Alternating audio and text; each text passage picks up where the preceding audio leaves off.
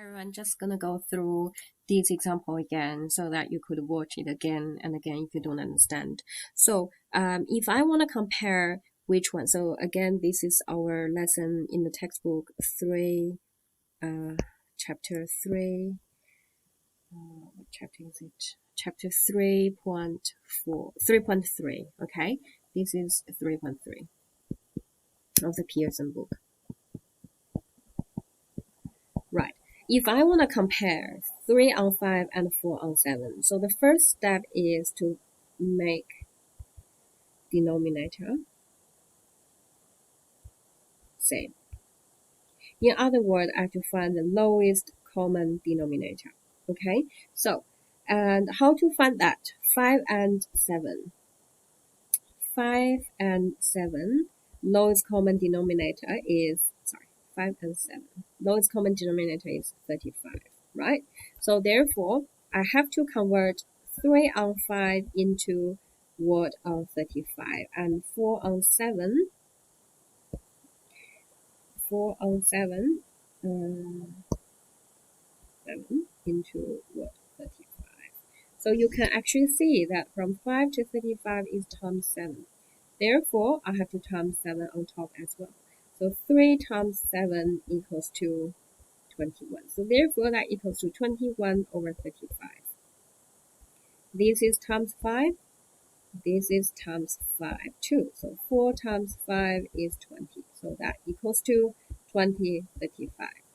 So now, in this way, you can actually easily see that this is a larger number. Okay? So therefore, my 3 on 5 is larger than 4 on 7. So 3 on 5 is larger than 4 on 7. That's how you compare two fractions. Now, let's have a look at B. So 15 over 6 and then 2 and 7 on 12. I would always suggest you to change the mixed fraction into improper fraction. The way to change mixed fraction into improper fraction is by times 2 times 12 plus the 7. Okay, so it's always 2 times the 12 plus that 7. So 12 over 24 plus 7, 31, 12. All good? Okay, so now my job is to compare 15, 6 with 31, 12. If I want to change the denominator, I can see that 6 and 12, lowest common denominator will be 12, because 6 times 1 is 6, 6 times 2 is 12, okay? So I can change the first one into 12, this is times 2, this is times 2, 30. Make sense? So now my job is to compare whether this is large or this is larger. So it's so obvious that this is larger.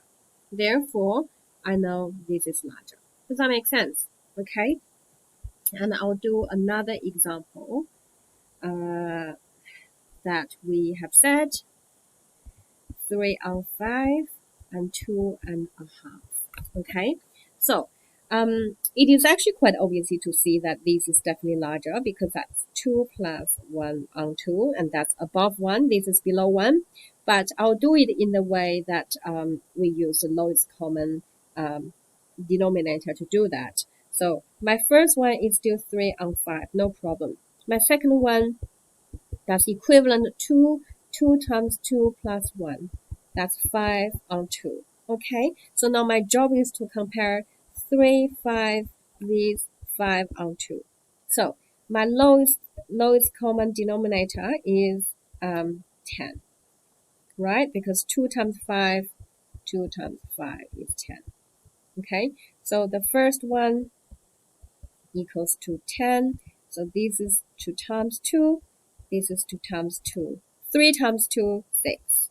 My second one equals to 10 times 5 times 5, 25. So now obviously that one is much larger. So therefore I have that's larger. Does that make sense? Okay, good. I hope it makes some sense for you. Okay.